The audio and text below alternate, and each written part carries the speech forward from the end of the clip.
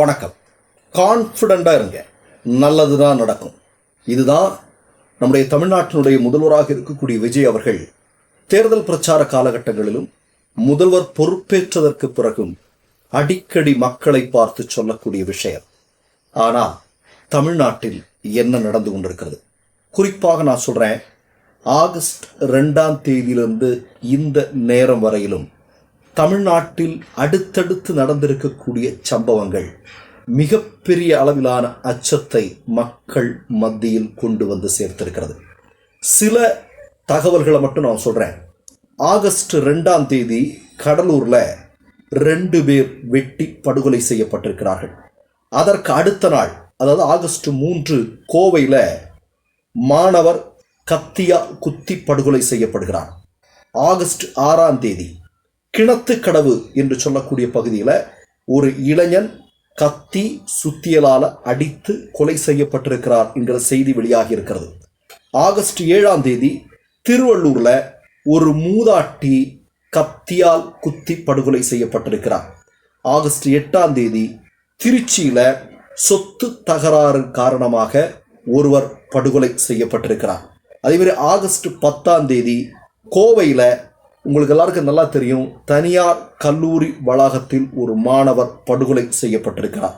August 11 பல்லடத்தில் தாய் மகள் வெட்டி படுகொலை செய்யப்பட்டிருக்கிறார். ஆகஸ்ட் 12 கோவையில் 58 வயது பெண் தலையில் பலத்த காயங்களுடன் உயிர் பிரிந்திருப்பதாக, அதாவது கொலை செய்யப்பட்டிருப்பதாக செய்திகள் வெளியாகி இருக்கிறது.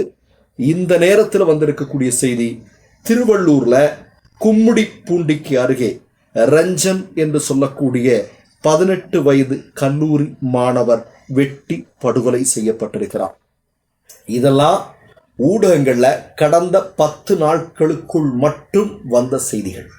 குறிப்பாக நீங்கள் கோவையை பாருங்கள். நான் சொன்னதில் பல சம்பவங்கள் கோவையில் நடந்திருக்கிறது. கோவை மக்கள் பெருத்த அச்சத்தில் இருக்கிறார்கள்.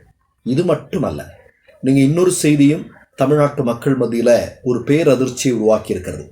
அது என்ன? கன்னியாகுமரி மாவட்டத்தில் தக்கலையில் இருக்கக்கூடிய ஒரு மேல்நிலை பள்ளியில் அங்கு தேர்வுக்கு வந்திருந்த மாணவிகள் மது அருந்தக்கூடிய வீடியோ இன்றைக்கு சமூக ஊடகங்களில் மிகப்பெரிய அளவில் வைரலாகி கொண்டிருக்கிறது. எல்லாருமே பெருத்த அதிர்ச்சியில் இருக்காங்க. பள்ளி மாணவிகளுக்கு எப்படி இது கிடைத்தது? அங்கே கூட இருந்த ஒரு மாணவர் தான் வாங்கி கொடுத்திருக்கிறார், உணவு பொட்டலங்களோடு வாங்கி கொடுத்திருக்கிறார் என்கிற செய்திகள் சமூக ஊடகங்களில் வருகிறது. வழக்கெடுத்திருக்கிறார்கள். இது எப்படி வந்தது என்ன அப்படிங்கிற விசாரணையில் இருப்பதாக சொல்லப்படுகிறது. இன்றைக்கு பள்ளி மாணவிகளுடைய கைகளிலேயே சர்வசாதாரணமாக மதுபானங்கள் கிடைக்கிறது என்றால் தமிழ்நாட்டில் சட்ட ஒழுங்கு எப்படி இருக்கிறது? ஏன்னா ஆட்சி அதிகாரத்திற்கு விஜய் அவர்கள் வந்து 100 நாட்களை கடந்து விட்டது. மீண்டும் மீண்டும் சொல்கிறோம், எல்லா பதிவுகள்லையும் சொல்றதா, நீங்கள் 2500 ரூபா கொடுக்காதது கூட மக்கள் மத்தியில் மிகப்பெரிய அளவில் பேசு பொருளாக மாறாது. சரி, கொடுப்பாங்க போல இருக்கு அப்படின்னு கடந்துருவாங்க. 6 சிலிண்டர் அதுவும் கடந்து போயிடுவாங்க. ஆனால் உயிர் வாழ்வதற்கே மிகப்பெரிய அளவில் அச்சம் இருக்கிறது என்றால், சட்ட ஒழுங்கு சந்தி சிரிக்கிறது என்றால் மக்கள் நிச்சயமாக அதை கேள்வி கேட்பார்கள் என்பதை இந்த நேரத்தில் நம்ம புரிந்து கொள்ள வேண்டியிருக்கிறது. கூடுதலான ஒரு செய்தி என்ன தெரியுமா?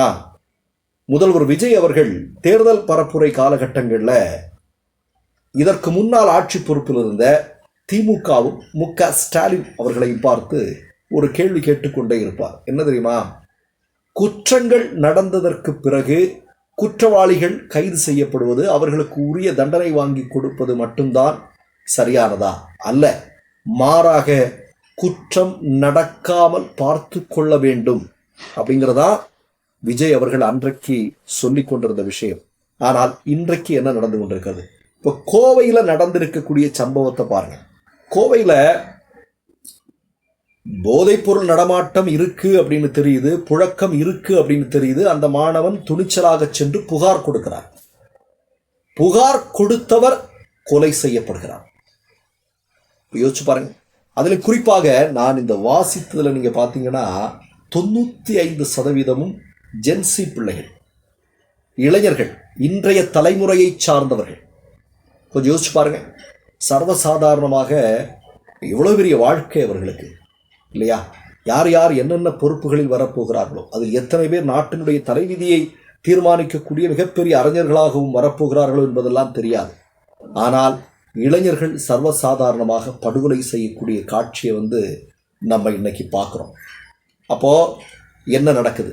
இப்போ இது தொடர்பான இப்போ கோவை சம்பவம் தொடர்பாக சட்டமன்றத்தில் அது விவாதத்திற்கு வந்தால் உடனடியாக அது தொடர்பாக அமைச்சர் ராஜ்மோகன் அவர்கள் என்ன சொன்னது அப்படிங்கிறதும் இன்றைக்கு தமிழ்நாட்டு மக்கள் மத்தியில் ஒரு மிகப்பெரிய விவாத பொருளாக மாறி இருக்கிறது இல்லையா?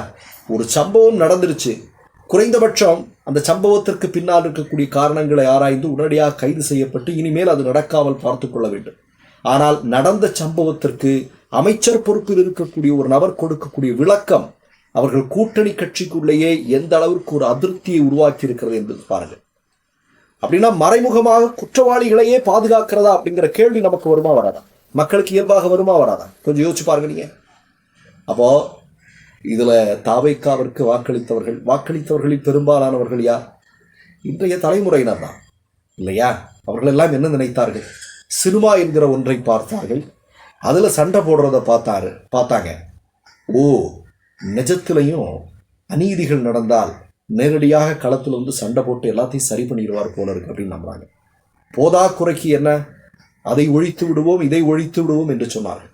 அது மட்டுமல்ல, ஆட்சி அதிகாரத்திற்கு ஒரு வாரத்திற்குள்ளேயே சாதி ஒழிஞ்சிருச்சு, போதை ஒழிஞ்சிருச்சு இப்படின்லாம் சொல்லும்போது என்னன்னு பாருங்களேன், என்ன நடந்து கொண்டிருக்கிறது என்பதுதான். குறிப்பாக இளைஞர்கள் மத்தியில் போதைப் பொருள், அதுவும் நீங்க பார்த்தீங்கன்னா சின்னம் சிறிய பிள்ளைகள் மத்தியில் போதைப் பொருட்கள் இவ்வளவு சர்வசாதாரணமாக நடமாடுகிறது அப்படின்னா கல்லூரி வளாகங்கள்ல, மேல்நிலை பள்ளிகள்ல இது சர்வசாதாரணமாக வருகிறது. இதெல்லாம் கடும் விமர்சனத்துக்குள்ளாகி வரக்கூடிய நேரத்தில் தான் இன்னொன்று என்ன, ஆன்லைன் வழியாக இந்த மதுபானங்களை விற்பதற்கான முயற்சியில் இருப்பதாக சொல்லப்படுகிறது.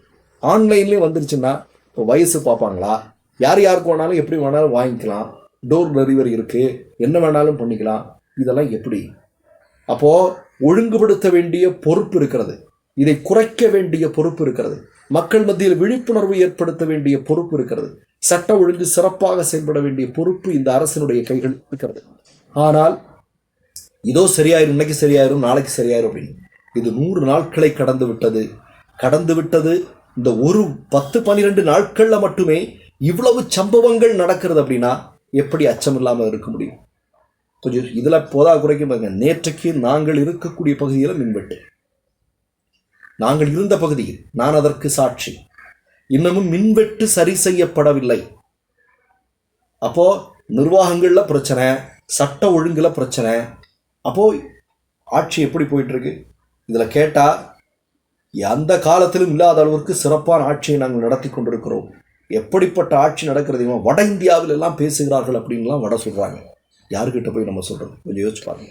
மற்றொரு நிகழ்வில் சந்திப்போம். நன்றி, வணக்கம். 3 யூடியூப் சேனல்கள் வியாபாரத்திற்கு இருக்கிறது. தேவைப்படுபவர்கள் இந்த எண்ணுக்கு தொடர்பு கொள்ளுங்கள். மை நேம் இஸ் ரெட் சேனலை சப்ஸ்கிரைப் பண்ணிக்கோங்க. அதுக்கப்புறமா பக்கத்தில் இருக்கிற ஜாயின் பட்டனை கிளிக் பண்ணீங்கன்னா ஒரு நியூ பேஜ் ஒன்று ஓப்பன் ஆகும். அதுலேயும் ஜாயின் பட்டனே கிளிக் பண்ணிக்கோங்க. அதில் பார்த்தீங்கன்னா credit card, debit card options இருக்கு. இதில் உங்களுக்கு விசா, மாஸ்டர் கார்டு, ரிப்பே அப்படின்னு 3 ஆப்ஷன்ஸ் கொடுத்துருக்காங்க.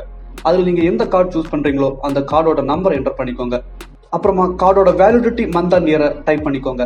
அடுத்தபடியாக உங்கள் கார்டோட பின்னால் CVC கோடுன்னு சொல்லிட்டு 3 நம்பர்ஸ் கொடுத்துருப்பாங்க. அந்த நம்பரை இதில் என்டர் பண்ணிக்கோங்க. அப்புறமா அட்ரஸ் அண்ட் இன்ஃபர்மேஷன் என்டர் பண்ணிட்டு பைங்கிற பட்டனை கிளிக் பண்ணிக்கோங்க.